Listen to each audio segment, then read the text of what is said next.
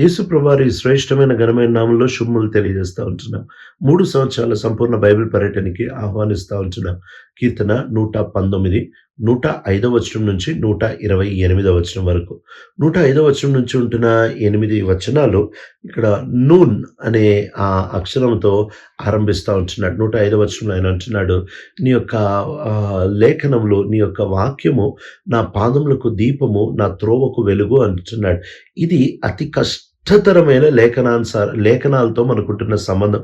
లేఖనాల్ని చదివినప్పుడు వచ్చే బాధ కంటే, లేఖనాల్ని ధ్యానించినప్పుడు వచ్చే బాధల కంటే, లేఖనాల్ని నేర్చుకునేటప్పుడు వచ్చే బాధల కంటే, లేఖనానుసారంగా నడిచినప్పుడు అతి ఎక్కువ బాధలు కలుగుతాయి. లేఖనంతో మనకుంటున్న సంబంధంలో అతి మూలమైనది, అతి కీలకమైనది, అతి కష్టమైనది, అతి క్రయంతో కూడింది కూడా లేఖనాల్ని అనుసరించి నడవడమే. కానీ కీర్తనకారుడు లేఖనాల్ని ఏదో కేవలం తన మెదడు, తన కళ్ళు, తన మనసుతో ఆపుకోవట్లేదు కానీ ఈ లేఖనాల్ని తీసుకొని వచ్చి తన యొక్క పాదములతో జోడిస్తూ ఉంటున్నాడు. అంటే ఇంకో మాటలో తన నడకని సరి చేసుకుంటా ఉంటున్నాడు. లేఖనాల వెలుగులోనే తన నడకని మనము చూస్తా రావచ్చు. ఇది చాలా కీలకమైన ఒక క్రైస్తవ తీర్మానం. ఈ తీర్మానమే లేకపోతే యేసుప్రభువారు చెప్తా ఉంటున్నారు, లేఖనం అర్థమవుతే ఏంటి, లేఖనం తెలిస్తే ఏంటి, లేఖనాన్ని ప్రబోధిస్తే ఏంటి, ఒకవేళ లేఖనాన్ని చేయకపోతే వాడు ఇసుక మీద ఇల్లు కట్టుకున్న బుద్ధిహీనుడిని పోలి ఉండును అని బైబిల్ గ్రంథం సెలవిస్తూ ఉంటుంది. కనుక 106 వచనంలో అంటున్నాడు, నేను ఇప్పుడు ఖచ్చితంగా ఒక మొక్కుబడి చేసేసుకున్నాను, నీ లేఖనాల్ని ఖచ్చితంగా నేను అనుసరిస్తాను అని చెప్తా ఉంటున్నాడు. ఇక్కడ ఆయన మొక్కుబడి, ఇక్కడ తను చేసుకుంటున్న ఈ మొక్కుబడి తనకేదో దొరుకుతుందని, తనకేదో లబ్ధి కలుగుతుందని కాదు, కానీ వీటిలన్నిటికంటే ప్రాముఖ్యంగా తాను దేవుని యొక్క ఉద్దేశానుసారంగా బ్రతకగలడు. ఎందుకంటే ఆ తర్వాత వచ్చిన 107 వచనంలో ఆయన అంటాడు, నేను బహుగా శ్రమ పడ్డాను అని అంటాడు. కనుక లేఖనాల్ని అనుసరించడం ఖచ్చితంగా శ్రమని మన జీవితాల్లోనికి తీసుకొని వస్తాయి. లేఖనాలకి విధేయత చూపించడం అనేది ఎన్నటికీ సులువు కాదు. ఎందుకంటే ఎప్పుడైతే మనం దేవుని యొక్క లేఖనాలకి విధేయత చూపిస్తామో అది సైతానికి విరోధంగా ఉంటుంది, లోకపు విధానానికి విరోధంగా ఉంటుంది, మన స్వభావానికి కూడా విరోధంగా ఉంటుంది. కనుక ఖచ్చితంగా ఈ మూడిటితో మనం పోరాడాల్సిందే. క్రైస్తవ జీవితంలో దేవుని లేఖనాలకి విధేయత అనేది మన సొంత శక్తితో అయ్యేది కాదు. క్రైస్తవ జీవితంలో దేవుని లేఖనాలకి విధేయత అనేది దేవుని శక్తితోనే సాధ్యము. ఎప్పుడైతే మనం దేవుని శక్తి మీద ఆధారపడతాం, దేవుని మీద ఆనుకుంటాం, దేవుని యొక్క సహాయాన్ని అడుగుతామో అప్పుడు మాత్రమే మనము నిజముగా లేఖనాలకి విధేయత చూపించగలం. లేకపోతే లేఖనాల్ని మనము ఒక సందర్భం బయటకు తీసేస్తాం, లేఖనాలకి మనం విధేయత చూపించని వారంగా ఉంటాము. ఆ తర్వాత 108 వచనంలో ఆయన అంటున్నాడు, మెట్టుకి ఈ కష్టాలన్నిటి ద్వారా నా హృదయ కోరిక ఒకటే, నేను నా జీవితం ద్వారా ప్రతి ఒక్క విషయం ద్వారా నీకు మహిమ తీసుకొని రావాలి. నేను నా శ్రమల గుండా ప్రయాణం చేస్తూ నీ లేఖనాలను అనుసరిస్తూ ఉంటే ప్రభా నీకు వచ్చే ఈ మహిమని దయచేసి స్వీకరించు అని పిలుస్తూ ఉంటున్నాడు. 109 వచనంలో ఆయన తన ప్రాణాన్ని గుప్పిట్లో పెట్టుకుంటా ఉంటున్నాడు. కనుక ఎప్పుడైతే మనం లేఖనాల్ని అనుసరించడం మొదలు పెడతామో ఈ పరిధిలో శత్రువు దాడి చేయడు అనేది ఏది లేదు.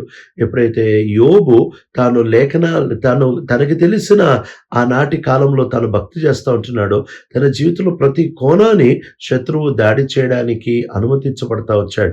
కనుక మనం లేఖనాల్ని అనుసరించినప్పుడు శత్రువు అన్ని రకాలుగా మనపై దాడి చేసేవాడిగా ఉంటాడు. మనం దానికి సిద్ధపడాల్సిన వారమై ఉంటున్నాం. మనం ఆశ్చర్యపోవాల్సింది ఏమీ లేదు. 110 వచనంలో ఆయన అంటున్నాడు, నా చుట్టూ దుష్టులు ఒక ఎరని పెట్టి ఉన్నారు, అయినను నేను నీ మార్గం నుంచి పక్కకి వెళ్ళట్లేదు. అంటే నేను ఈ మార్గంలో నడుస్తూ ఉంటే నాలో చాలా ప్రమాదకరమైన పరిస్థితులు, ఇప్పుడు ఈ ప్రమాదకరమైన పరిస్థితుల నుంచి తప్పించుకోవడానికి నేను ఈ లేఖనానికి ఏమి అవిధేయత చూపించను. ఒకవేళ ఏ నష్టమన్నా కానిగాక నేను నష్టపోవడానికి కూడా సిద్ధపడుతున్నాను నీ లేఖనాలని నేను సరిగా అనుసరించడానికి అనే విషయాన్ని ఆయన చెబుతా ఉంటున్నాడు.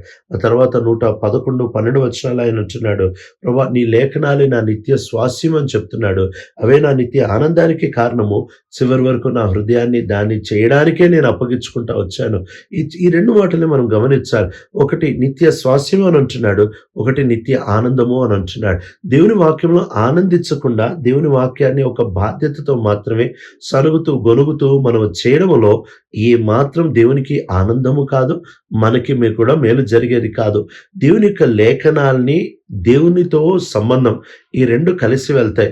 లేఖనాలంటే ఏదో చచ్చిపోయిన ఒక జీవము లేని ఒక సిద్ధాంతాన్ని వెంబడించడం కాదు గానీ, లేఖనాల్ని వెంబడించడం అంటే సజీవుడైన దేవునితో ఒక చక్కటి సంబంధం కలిగి వెంబడించడం అనేది ఆ ముందుంటున్న 8 వచనాల్లో మనం చూడొచ్చు. సామెత్ అనే ఈ అక్షరంతో ఆరంభిస్తున్న ఈ 8 వచనాలు 113 నుంచి ఆరంభమవుతాయి. 113వ వచనంలో ఆయన అంటున్నాడు, ద్వంద్వ మనసు కలిగిన వాళ్ళని నేను ద్వేషిస్తాను. అయితే నీ లేఖనాల్ని మాత్రం నేను ప్రియంగా ప్రేమిస్తాను. అంటే లేఖనాలు ద్వంద్వ మనస్సుని పూర్తిగా కొట్టేసేదిగా ఉంటాయి. మనము లోకాన్ని, దేవుణ్ణి, లేక మన సొంత ఇష్టాన్ని, ఆ తర్వాత భక్తిని, ఈ రెండిటిని మనం ఒకేసారి కోరుకోవడం, ఒకేసారి వెంబడించడం అనేది అసాధ్యము అనే విషయాన్ని మనం గమనించాలి. అందుకే ఈ కీర్తనకారుడు చాలా చక్కగా ఆయన తనను తాను ప్రభు చేతిలో అప్పగించుకుంటూ అంటున్నాడు, ప్రభా నాకు ఇట్లాంటి జీవితం వద్దు అని అంటున్నాడు. అంటే ద్వంద్వ జీవితం అనేది చాలా సులువైన జీవితం. ఈ ఎండకి ఆ గొడుగు పట్టుకోవడం చాలా సులువైన జీవితం కదా. కానీ ఆ జీవితానికి తాను స్వస్తి చెప్పి తాను ఖచ్చితంగా నేను మనిషి దృష్టికి, మనిషి అభిప్రాయానికి నేను పడిపోయిన వాడిని అయినప్పటికీ నేను దేవుని దృష్టికి బాగుంటే చాలు అనే విషయాన్ని ఆయన చాలా చక్కగా స్పష్టంగా చూపిస్తా ఉంటున్నాడు. యేసుక్రీస్తు ప్రభువారి జీవితంలో అతి ప్రాముఖ్యమైన విషయం కూడా ఇదే. ఆయన తన తండ్రి దృష్టికి తాను సరిగ్గా కనపడాలి అనే ప్రయత్నం తప్ప ఏ మనిషి దృష్టికి కూడా సరిగ్గా కనిపించాల్సిన అవసరం నాకు లేదు అని చెప్తా ఉంటున్నాడు. అంతేకాకుండా యేసుక్రీస్తు ప్రభువారి జీవితంలో ఆయన చాలా బలముగా చెప్పిన మాట, మీరు లోకము ఒకరి దగ్గర నుంచి ఒకరు ఘనత పొందు మీరు లేఖనాల్ని ఎలా విశ్వసించగలరు అని అంటున్నాడు. అంటే లేఖనాల్ని మనం విశ్వసించడానికి ఒకరి మీద ఒకరికి ఒకవేళ అభిమానం, లేకపోతే మనము మనుషుల ఘనత మీద ఒకవేళ మనసు గనుక నిలిపే వారమైతే ఖచ్చితంగా మనం దేవుని యొక్క వాక్యాన్ని నమ్మలేము అనే విషయాన్ని యేసు ప్రభువారు ప్రస్తావిస్తూ ఉంటున్నారు. అంతేకాకుండా 114వ వచనంలో ఈ కీర్తనకారుడు అంటున్నాడు, నీవే నా కేడము, నీవే నా ఆశ్రయము అని అంటున్నాడు. అంటే ఇంకో మాటలో ఈయనేదో ఉట్టి ఒక సిద్ధాంతంతో సంబంధం పెట్టుకోవట్లేదు, కానీ దేవునితో సంబంధం పెట్టుకుంటున్నాడు. సజీవమైన దేవునితో సంబంధం పెట్టుకుంటున్నాడు. ఈ దేవుడే తన భద్రత, ఈ దేవుడే తన కాపుదల, ఈ దేవుడే తన ఆశ్రయంగా చూస్తారవచ్చు. ఆ తర్వాత 115లో దేవుడు తనని తప్పించడము, 116లో దేవుడు తనని కాపాడడము, దేవుడు తనని కొనసాగించడము, 117లో దేవుడు తనని పట్టుకోవడము, ఆ తర్వాత 119లో దేవుడు మిగిలిన వాళ్ళందరినీ చెత్తగా పారేసి ఈయన నిలపడము అనే విషయాల్ని 8 వచనాలు రాస్తా ఉంటున్నాడు. కనుక సజీవుడైన దేవునితో ఒక సజీవమైన సంబంధం లేకుండా లేఖనాలు అనేది కేవలం చచ్చిపోయిన మతం మాత్రమే. లేఖనాల నియమాలు కేవలం మనిషి పెట్టుకున్న నైతికత తప్ప అది జీవం కలిగిన దైవభక్తి కాదు. దేవునితో సంబంధం లేకుండా ఆయన లేఖనాలతో సంబంధం చాలా ప్రమాదకరమైంది. దాన్ని బట్టి కేవలం మతములో మనం ఆరితేరగలం తప్ప మన ఆత్మీయ జీవితాలకి ఏ మేలు కలగదు. తర్వాత 8 వచనాల్లో ఆయన్ అనే ఈ యొక్క ఆయన్ అనే ఈ అక్షరముతో ఆయన వచ్చే 8 వచనాలు 121 నుంచి 128 వరకు ఆయన రాస్తా ఉంటున్న అక్షరంగా మనం చూడొచ్చు. 121 వచనంలో అంటున్నాడు, ప్రభా నేను నీ లేఖనాలను అనుసరిస్తున్నాను కాబట్టి నన్ను బాధ పెట్టి వారి చేతికి నన్ను అప్పగించొద్దు అని అంటున్నాడు. అంటే ఇంకో మాటలో వారి చేతికి నన్ను వదిలిపెట్టద్దు అని అంటున్నాడు. బాధ పెట్టే వాళ్ళు ఉన్నారు, కానీ తిని లేఖనాలని పట్టించుకుంటా ఉంటున్నప్పుడు ఆ లేఖనాలు తనంతటి తానే తన్ని బాధ నుంచి తప్పించట్లేదు, కానీ దేవుడు జోక్యం చేసుకుంటున్నాడు. లేఖనాల్ని మనము వెంబడించేటప్పుడు అదొక సిద్ధాంతంగా పనిచేస్తుంది, లేకపోతే అదొక పద్ధతిగా, అదొక విధిగా పనిచేస్తుంది అనే దానికంటే దాని వెనకాల ఒక దేవుడు ఉన్నాడు. ఆ దేవుడు లేఖనాలతో తనను తాను పెనవేసుకున్నాడు. లేఖనాలు ఆయన కలిసికట్టుగా పనిచేస్తారనే విషయాన్ని మనం గమనించాలి. 122వ వచనంలో ఆయన అంటాడు, ప్రభా నన్ను క్షేమంగా ఉంచు చాలు, నన్ను దయచేసి చుట్టూంటున్న ప్రజలు విర్రవీగుతూ నన్ను బాధ పెడతా ఉంటున్నారు, నన్ను మాత్రం క్షేమంగా ఉంచు అని అంటున్నాడు. తర్వాత 123వ వచనంలో నీ రక్షణ నాకు చూపించు, ఆ తర్వాత నీ ప్రేమను బట్టి నన్ను కాపాడు, నాకు ఆలోచన దయచే, నాకు అవగాహన దయచే, ప్రభా నువ్వు దయచేసి జోక్యం చేసుకో, ఎందుకంటే ప్రజలు నీ లేఖనాల్ని విరచి ఇష్టానుసారంగా ప్రవర్తిస్తూ ఉంటున్నారు. 127వ వచనంలో అంటున్నాడు, నేనైతే నీ లేఖనాల్ని ప్రేమిస్తూ ఉంటున్నాను ప్రభా, కనుక ఎంత ప్రేమిస్తా ఉంటున్నాను అనంటే, మంచి శుద్ధ సువర్ణం కంటే ఎక్కువ ప్రేమిస్తా ఉంటున్నాను. కాబట్టి లేఖనాలు ఏదో లబ్ధి కోసం కాదు గానీ, తన హృదయ ఆనందంతో వెంబడిస్తున్నట్టు మనం చూడొచ్చు. చివరిగా ఆయన చెప్తా ఉంటున్న మాట, నేను ప్రతి చెడు మార్గాన్ని అసహ్యించుకుంటున్నాను అని అంటున్నాడు. కనుక ఈ 3 భాగాలలో మనం చూసినట్లయితే, మొదటి భాగంలో కష్టాలు, శ్రమలు ఖచ్చితంగా వస్తాయి. అయితే నేను మాత్రం నిన్ను సంతోషపెట్టే పనిలో ఉన్నాను అంటున్నాడు. రెండో భాగంలో ఆయన అంటున్నాడు, ఇది ఏదో ఒక చచ్చిపోయిన మృతతుల్యమైన సిద్ధాంతం కాదు గాని, సజీవుడైన దేవునితో సంబంధము. లేఖనాలంటే సజీవుడైన దేవునితో సంబంధం అనే విషయాన్ని చెప్తా ఉంటున్నాడు.